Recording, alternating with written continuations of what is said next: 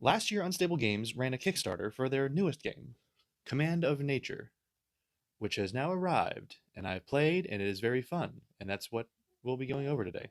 Learning how to play Command of Nature. Like a lot of their games, you'll need to first pick your character. There are 4 sages to choose from: Pebble, Leaf, Twig, and Droplet. And we'll be using Droplet today. So you're going to open it up. So you have your sage. This is where your wallet is, which we'll go over later. These are the things you can do on your turn, which we'll go over later. This is your level, which again we'll go over later. And these are your sage skills, which again we'll go over later. So we got Torrent, the Droplet Sage here. I'm going to pick that guy. So with each sage comes a deck. And there's a sage card in each deck, 3 champions, elemental champions, and all the other cards are either elemental warriors, basic elemental, and different command cards, which we'll go over when we get to the command cards. So the first thing you'll do is you'll remove the champions and your sage from the deck. You'll put the champions here. You get them as you level up. And the sage will immediately go into your formation, which is shown here in the rulebook. So you take your champions, you put them on the board face down. You take your sage and you put them in the formation. Now you're going to take 2 elemental warriors and put them next to your sage, and then 3 basic elementals and put them in front as shown to form your formation for battle. And each elemental has their own little leveling token here. You use the leveling token on the board. So you place it on the 1 when you start, and every time you level up, you'll just move it up another level. And you level up whenever you defeat a enemy's elemental. There are different rules for 1 versus 1 and 2 versus 2, so 2 players or 4 players. We're going to just be covering the 2-player rules, because that's primarily all I've played, is 2 players. Now this is a deck building game, so you'll need somewhere to get cards from to build up your deck. Well, that'll be the Elemental Market, which I got this also from the Kickstarter, is the playmat for the Elemental Market. So there are 2 decks for the Elemental Market, so they'll 1 deck, 2 decks, and then you put out 3 cards for each deck. Now the 1 deck has all Elemental Warriors, well, Elemental cards, characters. So they'll have Elemental Warrior and a basic Elemental. Now the basic Elemental has no ability, it just has a health and an attack. The Elemental Warrior, they all have abilities that do different things.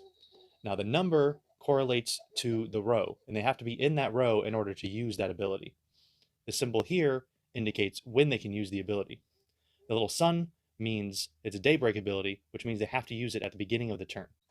And this symbol just means they do it whenever it says they're allowed to do it. Now the cost for the cards is here in the corner. So this one costs 9 and this one costs 2. You buy them using gold coins, which you get throughout the game. Like all the sages have an ability that lets you collect 3 gold. So every turn you're getting 3 gold. Also from the Kickstarter is this little guy. An actual little metal gold coin. Has a 1 on one side and a 3 on the other side. So you can keep track of how much gold you have. There's a little pouch of gold here. Now the other deck contains command cards, which is basically how you use spells and how you attack and how you do things. And again, they have costs down here at the bottom. We'll go over them in just a minute. All right, now you have your formation set up, your sage set up, and your elemental market set up. Now you're ready to play and fight. But real quick before that, the little wooden tiles that they come with, the game comes with. Now the red ones here are for keeping track of damage. So this side is 1, this side is 3, and then these guys are for keeping track of shields and boosts. So a shield just basically gives them an extra hit point, and then this gives them an extra attack. And then there's the other side is a 3. So you can keep track of how many shields they have and how many boosts they have. Like with the Pebble Sage, a lot of the cards give other cards shields and So you can really rack up the shield, so you got to keep track of it, and you can block a lot of attack and stuff. Now, once you're all done, the board should look something like this. One player here, the other player directly in front of them.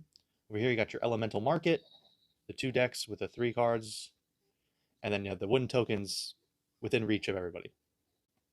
Now, during your turn, there are 4 phases. First of which is just to let you use your Daybreak ability. If you go into phase 2 without using your Daybreak ability, you don't get to use it. Now, phase 2 is where you spend your action points. You get 4 action points per turn to do whatever you can do. Everything you do only costs 1 action, so you could do 4 different things, or you can do 4 of the same thing. It just depends on what you have to be able to do, except for faction actions, which are these abilities, which you unlock as you level up. You can only use 1 per turn, but you can do these as much as you can. So you can summon an elemental from your hand to your formation, play a command from your hand, swap the positions of 2 elementals in your formation, draw a card from your deck. So each one costs 1, and you can do them in any order and how many ever you can to equal out to 4 points. Now, while moving cards in your formation, they can only move with cards that they're connected to. So the little arrows show where you can move them to. So they have to be near the card, have to be connected to the card that you want to move them with. So say you want to move this card up here, you have to move him there. You have to move him there and then there. That'll take 2 action points to get him all the way up there. Now phase 3, which is the buying and selling phase. So let's say you wanted to buy this guy from the market. You would spend 2 gold, and he would go into your discard pile. Now you can spend 2 more gold to put him into your formation if you have an opening. And it costs 2 gold for everybody to put them in your formation. It doesn't matter whatever the cost is. And each time you buy a card, you reveal a new card to put in that place. You can also spend 1 gold to refresh one of the 2 markets. You would just put those cards back in the bottom of the deck and reveal 3 new cards. You can also sell cards. So say you're going to sell this one, you only get half of its value. So if you sold it to the market, you get 1 gold. And now, phase 4, which is the final phase, where you clean up your hand. You can discard up to as many cards as you want, and then draw back up to 5 cards. Of course, if you have more than 5 cards, you don't get to draw. It's basically just to get rid of whatever cards you don't want and try to get new cards. Because the whole point, it's a deck building game. So the whole point of the game is to try and get rid of like basic elementals. You'd want to like sell those and try to get the elemental warriors and the champions and have a small deck. You can keep getting those better cards and getting the command cards and stuff to do things. Now, how do you win? Well, you win by defeating your opponent's sage, which you do by using command cards to attack them. Now, there are 4 different types of command cards. First, there's the attack command, which says what it does here. And then this tells you which row the elemental has to be in order to use the card. And then here it just tells you what you do. Deal damage equal to the attacking elemental's strength, which would be this right here, 2. So if you use this, the damage would be 2. To an elemental in your opponent's row 1. So it tells you which row you can attack. There are some range attacks that let you attack further in the rows, and they're usually like a bow and arrow or something like that. So just read the effect, look at which row of elemental you have to use, and then play the card. Then there are utility commands. Now these have different types of effects. Like this removes all shields and boosts from an enemy and then deals them 2 damage.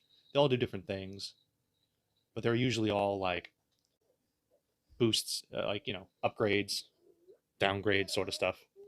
Then there are instant commands, which are the only one you can use on your opponent's turn and does not cost any action points.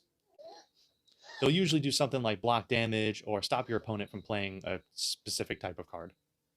Then there are ritual command, which you have to have this number of elementals who are connected in the formation of the same faction in order to use it. And they usually have really powerful effects.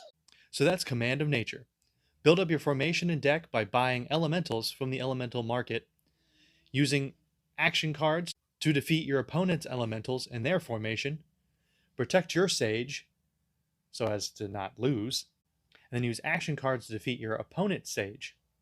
It's simple and fun. Can't wait for their next product. Love Unstable Games. If you want to check out how to play, let's say, Casting Shadows, check out this video. And don't forget to subscribe and hit the bell so you don't miss out on any future videos.